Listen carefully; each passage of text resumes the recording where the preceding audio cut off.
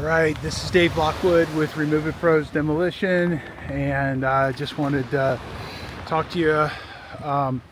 It's a blustery, cold morning for Florida. It started out in the 50s. We actually rode way out there. You see them big old ships? We went out there earlier. I did a video on it. Those are very large, and there's actually 4 or 5 of them. They're dredging rigs, and we went out there this morning. We actually took I got a paragliding kite or paragliding parachute in one of these junker mobiles, and this morning we were going to take it and go up Lover's Key before anybody was moving around on my truck and see if we could get it up and just, I don't know, just being silly, having some fun. And the wind, the way it's blowing, and with as long as those cords are, I was worried that it was gonna hit the power lines. So we decided to do it off of my boat.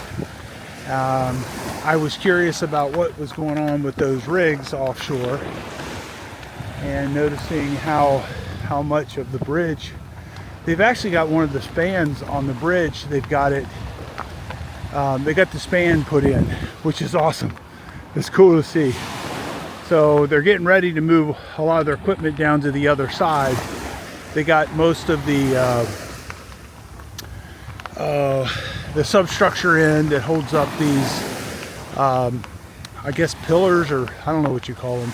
I don't know much about bridges, but basically the things that hold up the bridge itself. So I'm riding my bike on the beach again this morning, and I've had a lot of people say really nice things in the comments about these beach rides, so I think I'm going to keep doing them. So today I'm freezing my butt off, you know. I don't know what the temperature is now. When I woke up it was like 55, so that's cold. Meanwhile, you got this dude, he even got a shirt on, so he's from up north for sure. Good morning. Yeah, so I remember when I used to come down here and I was from up north, it'd be 60 degrees here. Well, it was 30 and 40 up there, so it seemed like a heat wave. So at any rate, we ran out there to look at that. So just looking at what's going on, you got the dredging rig working down by the Lanikai and the old pier, and you can see they're past the pier at this point. And I was talking to Dan Allers, the mayor. I'm actually heading down there right now. They're doing their the Beach Talk Radio does his radio show on Sundays at Wahoo Willie's. I have breakfast there most Sundays, so I'm heading down there by bicycle, and thought I'd ride down the beach instead of driving my truck. So I got gloves on, I got a hat on, which is not normal for the Fort Myers Beach.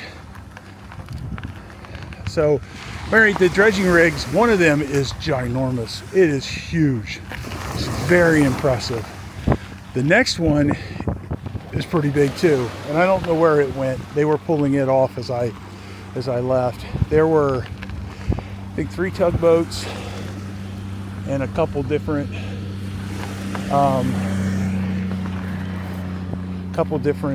dredging rigs, smaller ones.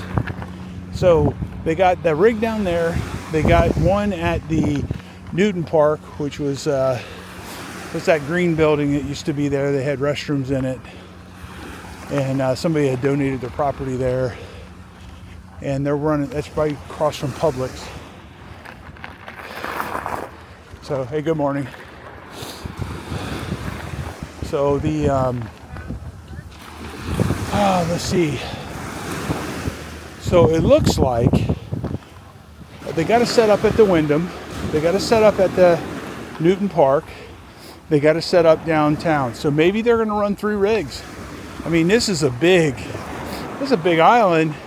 It's a small island in the grand scheme of things, but it's a big island when you think about putting several feet of sand on the whole beach and making the beach deeper. It's 7 miles total. They've gone about 1.25 miles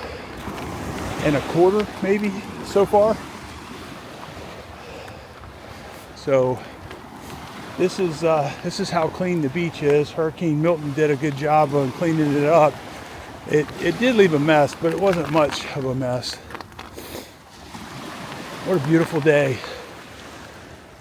When we were offshore, the wind was blowing about 20 miles per hour off there, and the boat, man, it was going back and forth so much, almost threw me out when we running the video.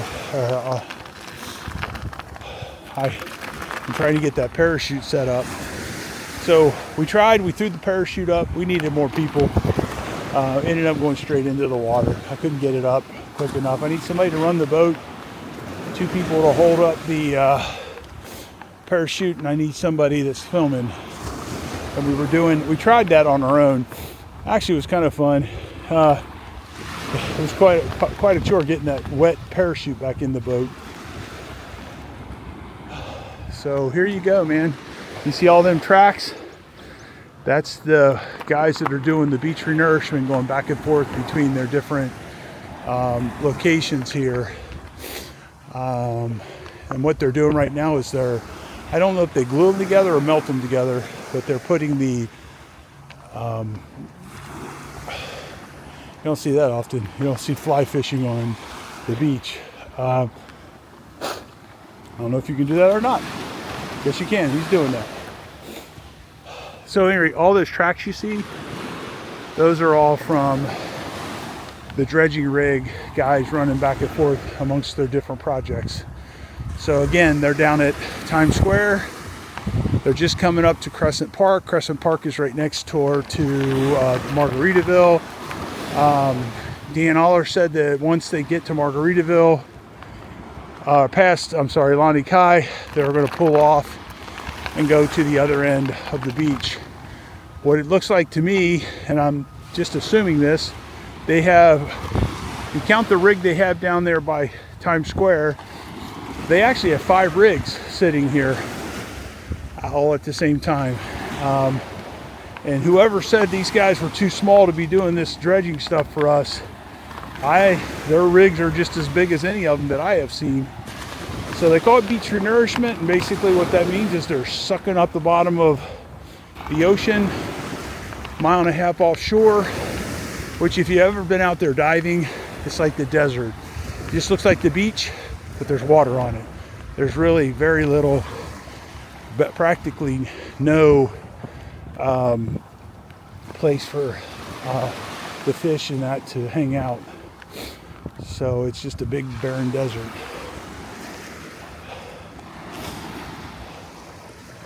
So there you go, a couple people reading books on the beach. It's good to see people reading books. That's awesome. Speaking of that, we did an extreme junk removal. We got 1 million books. 1 million books. This company went out of business. I'm not sure if they were selling on eBay or someplace else, but they just got up and walked off, left everything. So we're cleaning that place up for the management company. We're literally getting these 4x4 by 4 foot by 4 foot by 4 foot pallets, big gigantic cardboard boxes full of books.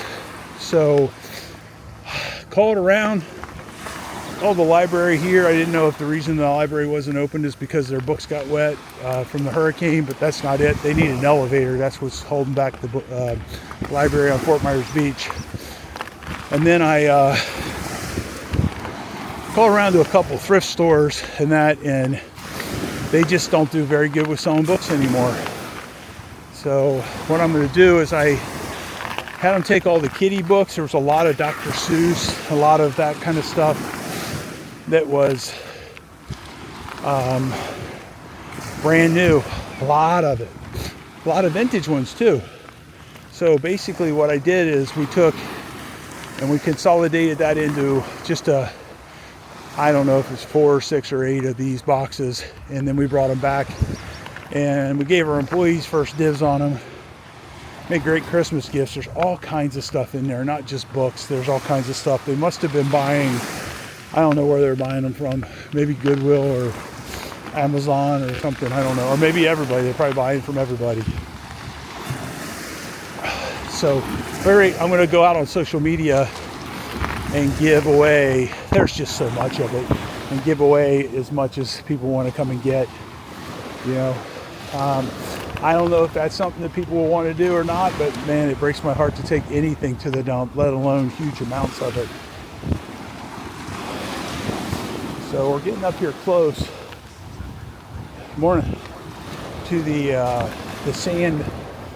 I think it's the 34th annual sand castle building championships. I think that's what it says on the thing. So I'm wondering, we missed them for the last 2 years. I wonder if they're counting that in their 34 years. Did they do it somewhere else? I bet they did. I bet they did. I mean, to keep their event going. So they used to do it at the Wyndham, and the Wyndham is toast. Wyndham's getting a lot of bad press from the city. They really want them to tear that down. I own or co-founder, my son, we own Remove It Pro's Demolition. So we do have a bid in on it. Hopefully we'll end up getting the bid.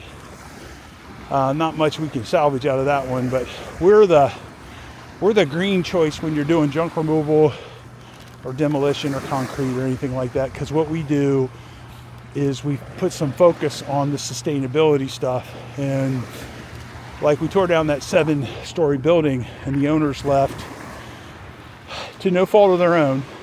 They had no elevator, no air conditioning, 100-degree weather, and we end up with the building full of stuff. So we brought in the thrift stores. Good morning. We brought in the thrift stores, had them get whatever they wanted. We loaded up the really nice stuff.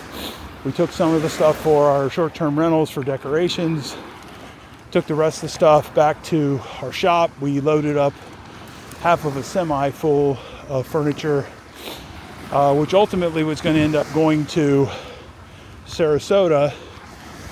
Well, we got 13 of our units got flooded, so all that furniture got ruined. So we ended up using a lot of it in our Airbnbs. So out of the 13 that we had flooded, we have, let's see, I got 1, 2, 3, 4, 4 left. 4 left to finish up. And one of them we bootlegged it in. We built out a unit in a carport, and Benita is making us tear it out, so we tore that out. So it would have been 5 left.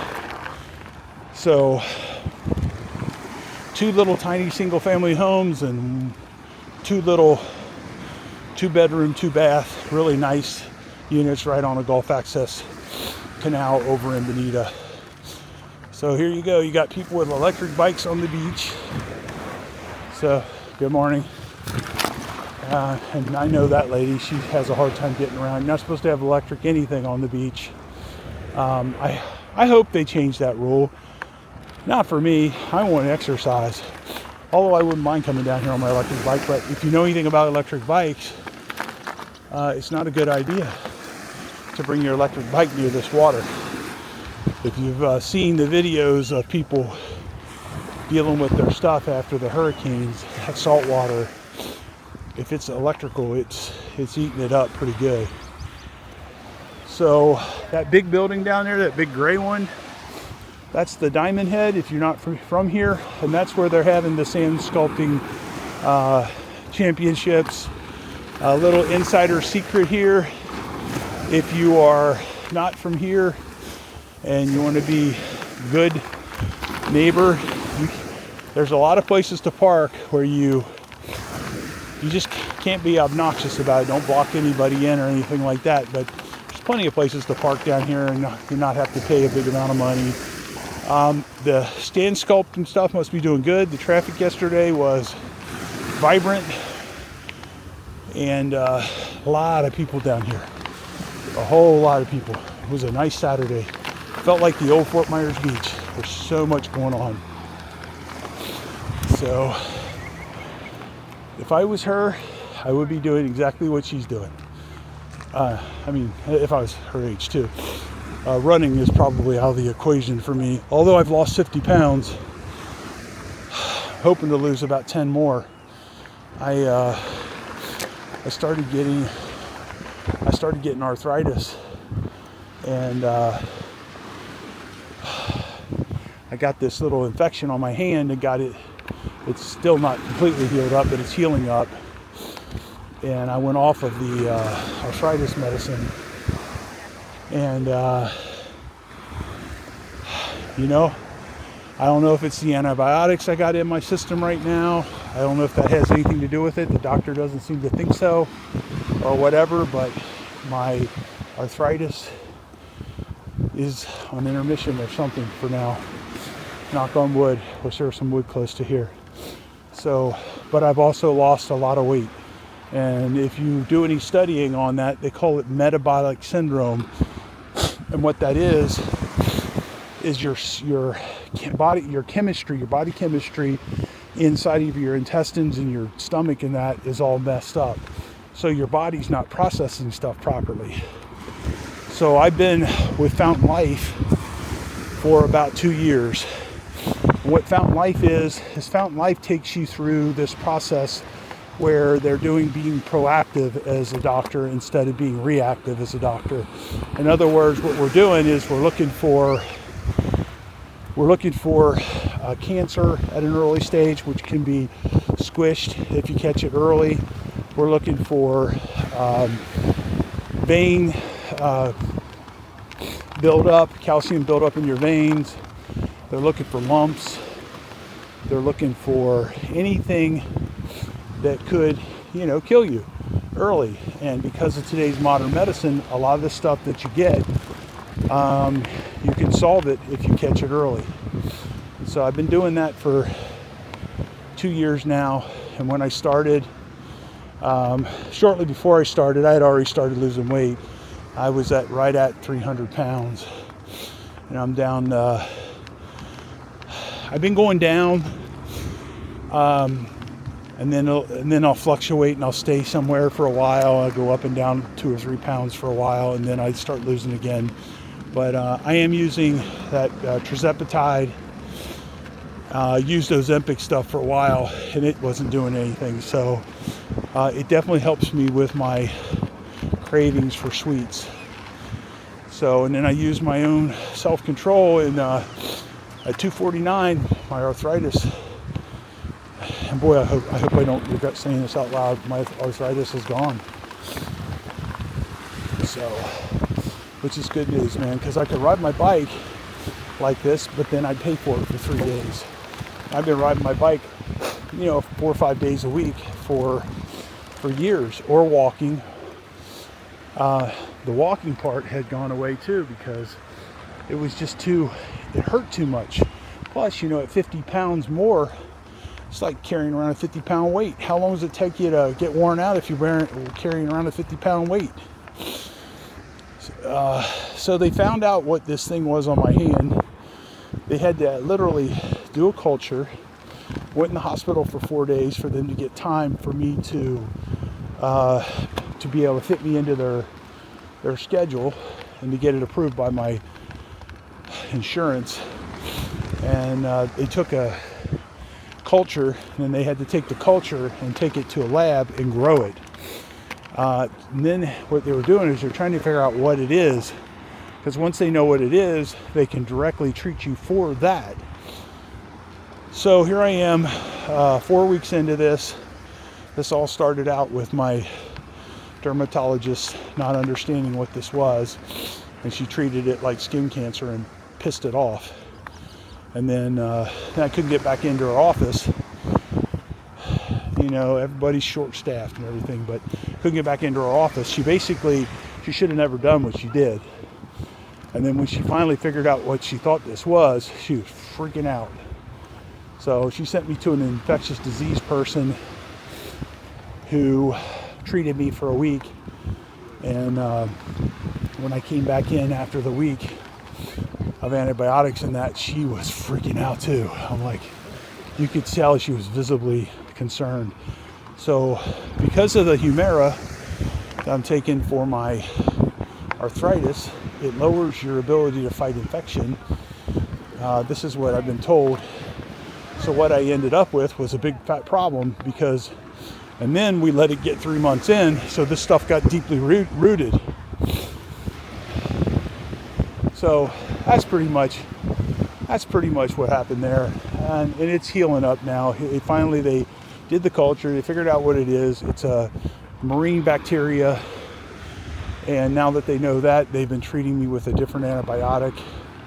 And in about a week of being on this new antibiotic, it looks like it's healing up. Before didn't look like it was healing up at all. Although I still have 2 knots on my arm. So you see the rig out there, there's a dredging rig there, and then there's another one out there. I'm sure they're doing dredging for, I seen them towing that earlier. They brought it all the way over here. Cool, they're probably taking it in to fuel it up. That's what I'm thinking. That's a tugboat pulling it. So that is your sand sculpting championships that used to be at the Wyndham. They're doing it down here now. You see a lot of people out here. You see the tide's way out right now, which is kind of cool.